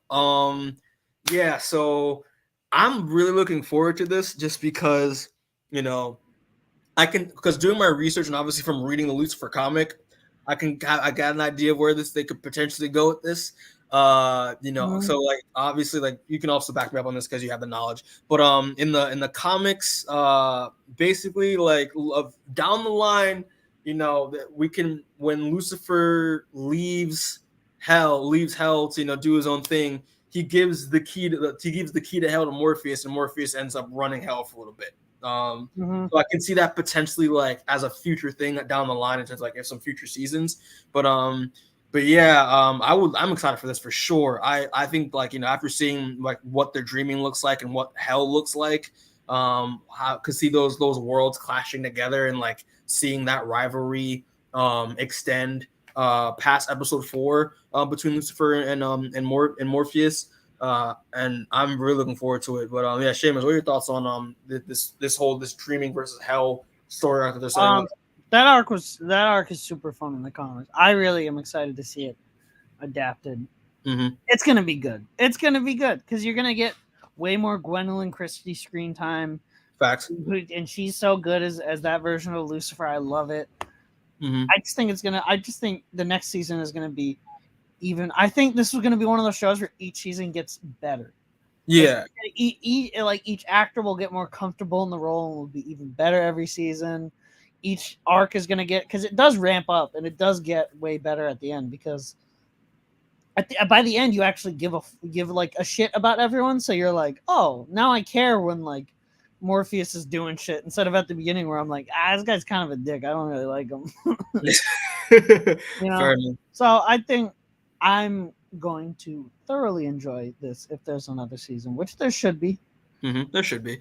Yeah. So like, and obviously like with our gripes about like, we wish like we got the Tom Ellis version Lucifer was this version Lucifer, but like knowing how like this rivalry between Morpheus and Lucifer goes in the show and in the comics, and how basically it's gonna push this version of Lucifer to leave hell and become Lucifer that we know, like more so or more familiar with. I think that's very promising. I think they're going to adapt. I think they're going to adapt Season of Mist next, which is the one. It is the hell, like the entire hell arc where Dream runs hell. Gotcha. Because technically the next arc after this one is Dream Country, but that's kind of a side side arc where about it's one of those ones like episode 5 and 6 where it's about a different character doing something with, you know what I mean? Yeah, for sure. But I think they're going to do Season of Mist, and then in the middle of the season do Dream Country, and then do probably a Game of You. Got you. Okay. Yeah, so yeah, that's why I kind of put the Lucifer image up, just because I'm like, you could potentially see that version of the character like in somewhere in the future. Who knows? Maybe Gwendoline Christie will just morph into Tom Ellis. Like we'll just I just listen again. I hope they get more DC shit, because that's true. We literally missed out on so many, because from purely pulling from the comics, I remember John Constantine, I remember Batman and Green Lantern show up, you get Scarecrow, Martian Manhunter, and Mr. Miracle are also in it. Shit. You get the original Sandman, like the DC comics, the guy with the gas mask and shit. Yeah. He's in it. Hector Hall is in it too as the Bronze Age Sandman. Okay. There's so many characters that I'm like, I wish this was in the DC universe, because like, listen, I mostly am saying this because at the end, at like the final Sandman arc is literally the one that has like the craziest motherfuckers show up, like. Oh shit! Like okay. you get a really interesting dark side appearance. Oh shit! Okay, wow. Where you're like, dark side does kind of get involved in it. It is really interesting to see like dark side interact with this world. You know what I mean? Like Superman and dark side have like a thing, and you're like, oh, that's so cool. Gotcha. Well. Listen, I'm looking forward to this arc for sure. Yeah. Also, let's look at this photo, man. Gwendoline Christie is super fucking tall compared to fucking Tom Sturridge, bro. She's like a giant. Oh my god. Also, I want to show this. I found this artwork that someone made of Gwendoline Christie, like as like the current like familiar version Lucifer. Mm-hmm. From like so like they did that over that I put of that image of Lucifer. I want this to be like Gwendoline Christie later on. See, that's what I'm saying. That's why I think when she slowly evolves, it's gonna be like oh Lord Almighty, dude. I listen. I think I hope we get this version Lucifer down the line. Like that would be incredible. So I just want to share that piece of artwork. And I was like, dude, so cool. But yeah. So moving on, people. Moving on. So, one of the other things that I have for theories is they're obviously they only mention 2 of these characters in here, but in the show. But I feel like we're gonna see them down the line. I'm looking forward to seeing them. So obviously we saw Dream, Death, Despair, and Desire, but we're missing like 3 other important ones, which are Destiny, Delirium, and Destruction. We haven't seen any of them yet, and the only ones that are mentioned are Destiny and Delirium. So. Mm-hmm. Yeah, so Seamus, what are your thoughts on like do you know like if do you think we'll see them next season? Do you think we'll see them? I don't know. They gotta show up soon, purely because they're so important. But I think they show up. They do show up in like the next, or at least are mentioned in the next couple of arcs. So like I think next season definitely. Destruction. I love Destruction. I love my boy Destruction. My ginger man. My ginger man. I was looking up like images for him. I love the fact that he's like a hobo, which is like interesting. He's a murder hobo. He's literally like a D&D murder hobo. He looks like a nice guy. As much as I like Destruction, I think Delirium has the best arc and is the most interesting out of all the ones that haven't. I love her design. Her design looks incredible. It's such a cool. I don't want to spoil anything because of course. I do know what happens, but like it's a really interesting arc. It's a very cool arc that like again it does that thing that Sandman does where it takes something and then makes a thematic statement that is utterly depressing, and then at the very end has a little bit of hope that you're like, oh, okay, that's not completely depressing, like Gotcha. But it's I really do. Her arc is really really good. Gotcha. Destiny's there. Destiny's there. They seem like that Destiny's. It seems like he's gonna be important next arc. Yeah, he is important. That's what I'm saying. He's important. He does shit. But like, it's one of those characters that you're like, I've seen it before. You know what I mean? Gotcha. Yeah. He doesn't really have like a really interesting. Because it stood out to me when when Morpheus confronts Desire about about their actions, literally talking about like you think you can beat like Destiny and Delirium and Death and myself. I think is from what I can figure out is Destiny the oldest one? Destiny's the oldest one. He's like also the one that shows no emotion. He just does his shit. Yeah, because it's like Destiny. Like he doesn't show emotion because he knows Destiny will take him where he needs to go and wherever he needs to go. You know what I mean? Yeah. He never like actively involves himself in shit, which is why I say he's just there. Like he purposely is like I cannot change Destiny, so I will not move or whatever. But there's Delirium in her arc deals with Destiny, and she has a really cool conversation with him, and it's like the best moment in his entire existence in the comic. Word, okay, yeah, because I know nothing about these characters, so like, okay, that Destiny, okay, that's okay, that's fine, that's fair. So Delirium, I say, is like the most fun. She seems like she's gonna be like the most like out of pocket one out of all of them, just because it's Delirium. It's literally the concept. But. Yeah, I don't know. I mean, listen, I'm looking forward to seeing them all whenever we get to it. I think the most interesting ones are Destruction and Delirium, though, because I think Destruction's a hobo, and from what I saw from him, he's a painter too. So I'm like, why is this nice ginger man Destruction? I don't get it. Like I don't So I'm curious to see what that's gonna be like in the show. But yeah, that's basically what I got. So moving on, this is my last thing. I think you could answer this more just because you've obviously read the source material and all that. But how many seasons do you think the show will have? Because obviously, from what we know how the show is structured, the first 4 episodes of the show was volume 1. Then that episode 6 was the filler arc, and then episode 7 to 10 were the Dollhouse volume, so volume 2. So like, for if you think they're going to be going that route with the seasons, and there's 75 issues of the comic, so I think you could get 4. I don't know what your thoughts on that. 4 or 5. 5 if 4 seasons. 5 if they want to add shit, which they might, because Neil Gaiman is involved. But I think 4, you could definitely get a solid 4 out of there. If you do 4, the ending might be a little quickie. You know what I mean? Like they might because there are some longer arcs that are also like the filler arcs that they could probably do in 1 episode, which makes me think it's probably going to be closer to like 4.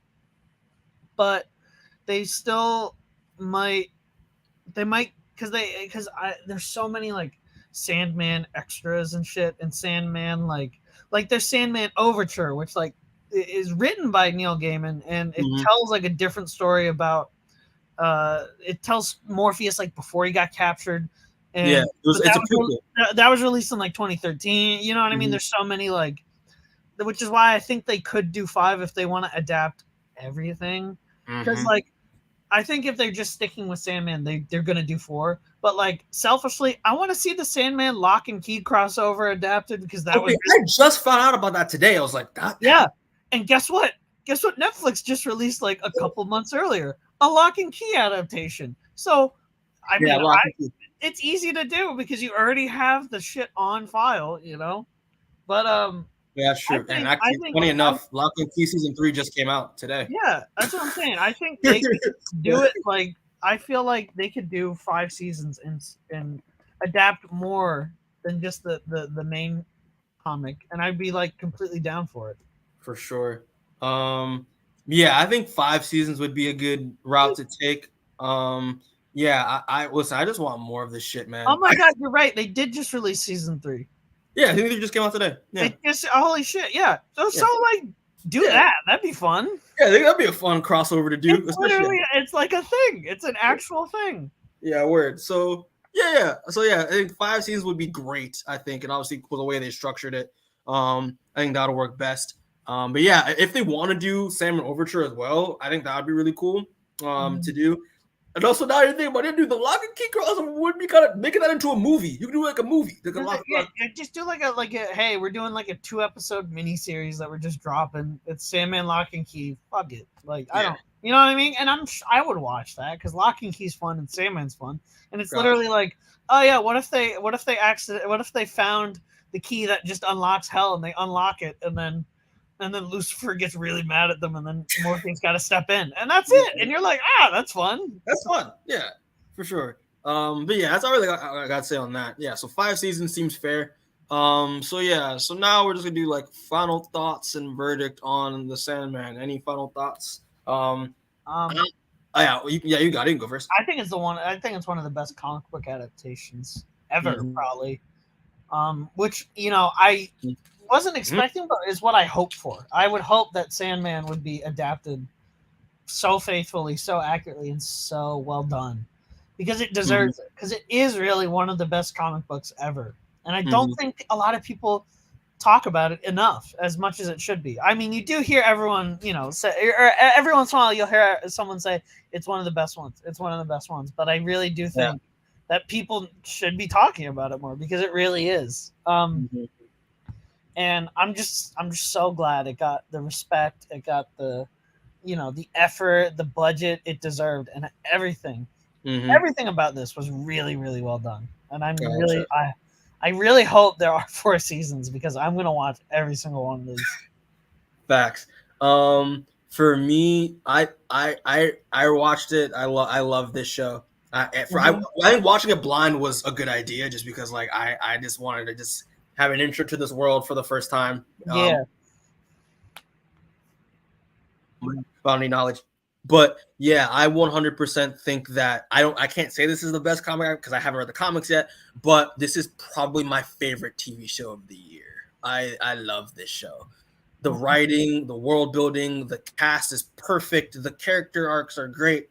The effects are great. I just think everything about this show, it doesn't miss for me. It doesn't miss for me. It's just too perfect. I think it's perfect for me. And I'm very, very excited to start reading the comics. Reading the comics, and I'll probably read everything now because I love this world now so much, and You should. The comics have some phenomenal art. That's like. The thing is, I know some of the didn't Sam Keith do some stuff? Sam Keith goes off, and it's literally his best work. I know that Jill Thompson did some stuff as well. I love Jill Thompson. It's literally like you look at the list on Wikipedia of the artists, and you're like, holy shit, this is gonna look insane. Just like, oh, it's got the craziest. It's got one of the craziest artist lists I've ever seen for a comic book. That's that's mostly what I've known from the book is that the artwork. I always saw it everywhere, so I love seeing the artwork. But yeah, man, I love this show to death. I'm gonna rewatch the show literally like soon because I love it so much. Yeah. But yeah. So what would you give this Sandman out of 10, Seamus? Out of 10? Oh, I would probably give it. Okay, what's your unrealistic verdict? Unrealistic verdict? It's a 10. Realistic verdict is probably a 9. Or like 8.5, 8.5, 9. I think it's one of those shows that it starts out at an 8.5, and by season 4, you're like, that's an easy 10. You know what I mean? Like how Better Call Saul, the first season I watched, I'm like, oh, that's like an 8. That's like an 8.5. I liked it. And then this season, I got halfway through it, and I'm already like, this is a 10 out of 10 already. Gotcha. You know? So I mean, for me, I'm gonna say, okay, unrealistically, it's a 12. But unrealistically, I give it like a 47 out of 10. Yeah, unrealistically, it's a 12. I think for me, it's like a 9.5, closer to a 10. I think it's phenomenal. It just didn't miss, bro. It's one of just didn't miss. It was too good.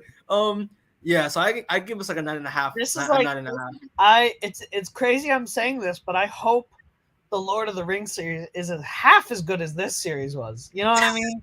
like I can't believe I'm saying I hope this $1 billion series with so much talent behind it is half as good as like this, moderately budgeted Netflix series that just was kind of dropped on us. But like, you know what I mean? Like I guarantee you this was given like a quarter of the budget that Stranger Things probably is, and it was like easily better than like anything Netflix has released in the past couple of years.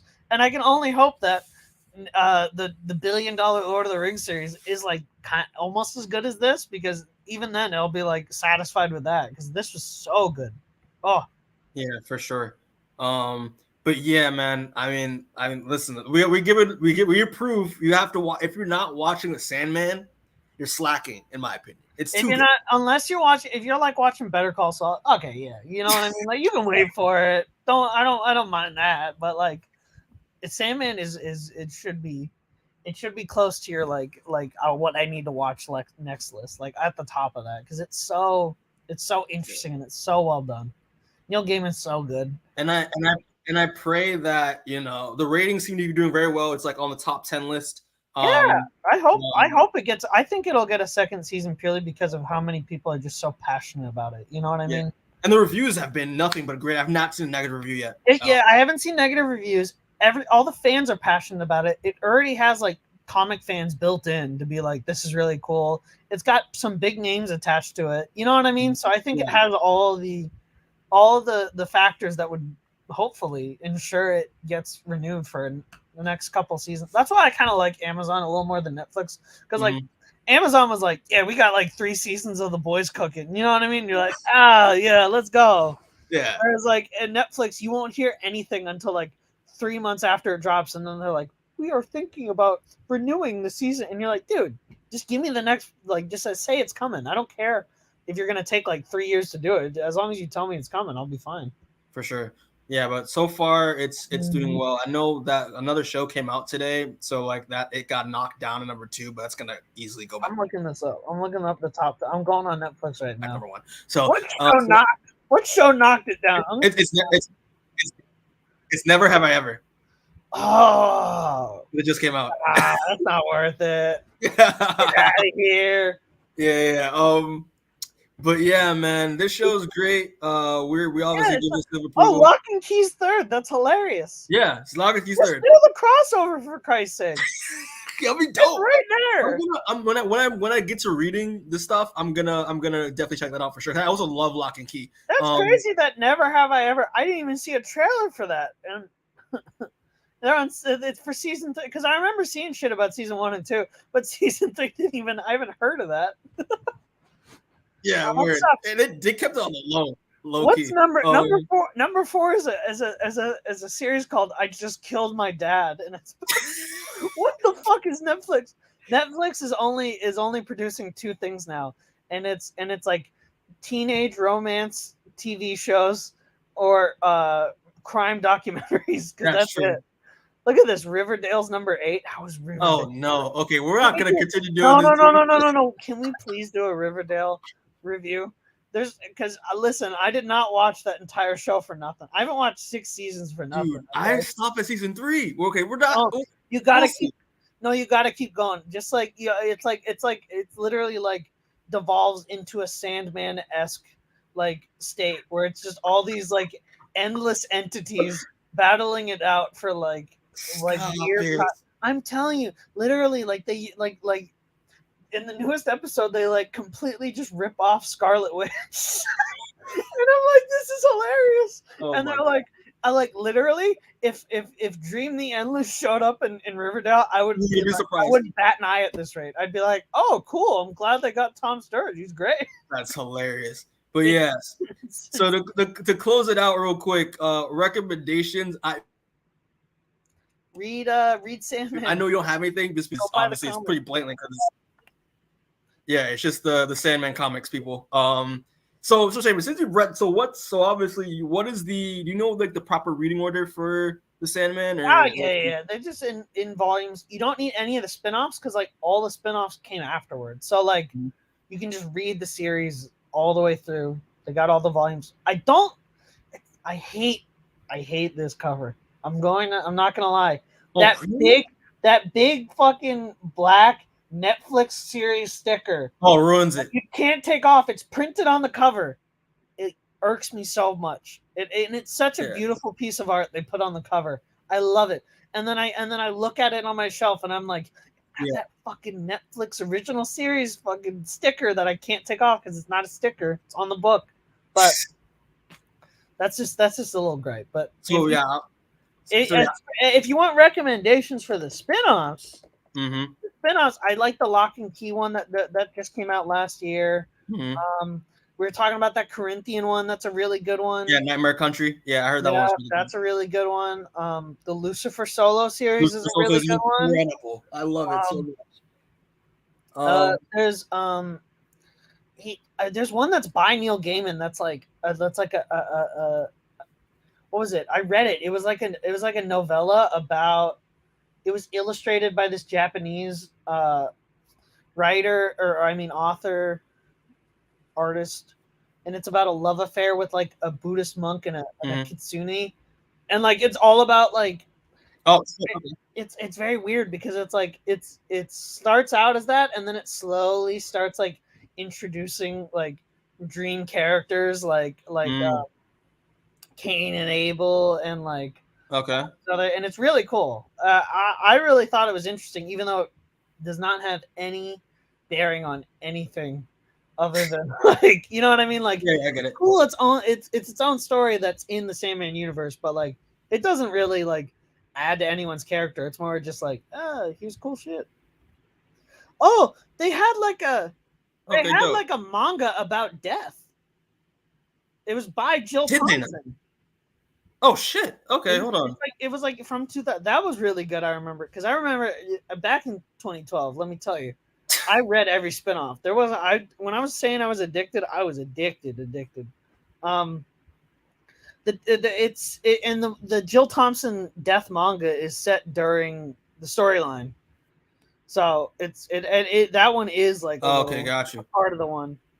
What else I got? Yeah, those ones are probably the main ones. There are a bunch of different ones, but I remember there's one about the dreaming. That's just called The Dreaming. The Dreaming. I think it was wasn't written by Neil Gaiman, but it has a lot of the side characters. So if you like Cain and Abel, Corinthian, Matthew, people like that, then The Dreaming is a fun one. Would you also say like Hellblazer as well is also like a? I would say I would recommend Hellblazer to anyone who is currently alive. Yeah. But yeah, Hellblazer is a good series. It has crossovers with similar characters, similar people that you see. Like it does have a crossover with Dream. You know what I mean? Like stuff like that. So I would recommend Hellblazer, but don't go into Hellblazer expecting Sandman characters and themes. Just more of like, oh, here's a similar kind of concepts and story, which I really like. Okay. Yeah, so I'm definitely gonna. So that's a recommendation. I'm definitely going to buy this book one. Book one has like how many volumes in it? You know? Book one, I think it just is the first. I want to say it's just the first one. It's just like the first couple issues. Okay, but that one, the cover that you're showing, I got, and it's the first. It's basically the first season. Okay, I'm gonna do that. Yeah, I'll just buy that book then. Yeah. But yeah, that's what I'm gonna start reading these books tonight. But yeah, that's basically it, people. Thanks for the people that are watching this or will watch this. We appreciate it. Thank you, Seamus, for joining me, and Rebecca, who had to unfortunately leave, but we appreciate her input as always. Check out all the other videos on the channel and also upcoming videos. Check out the clips that I've been working my ass off to edit. Those are some fun things I've been doing lately, just editing clips out of the videos and podcasts. But yeah, Seamus, do you have anything to plug? Are you doing anything lately that you want to plug? I'm living. No, you don't need to see me exist outside of this podcast. Okay, all right. The only thing I'm plugging is I just got tickets to New York Comic Con. That's about it. Oh, no way, you did? Yeah, me and Storm are going on Friday. Oh, okay, you're going on Friday though. Okay, that's listen, fine. Saturday tickets are sold out, and I don't want to go Sunday. That's true. All right. Well, listen, people. Thanks again. Get home safe. We'll catch you on the next one. All right. Peace.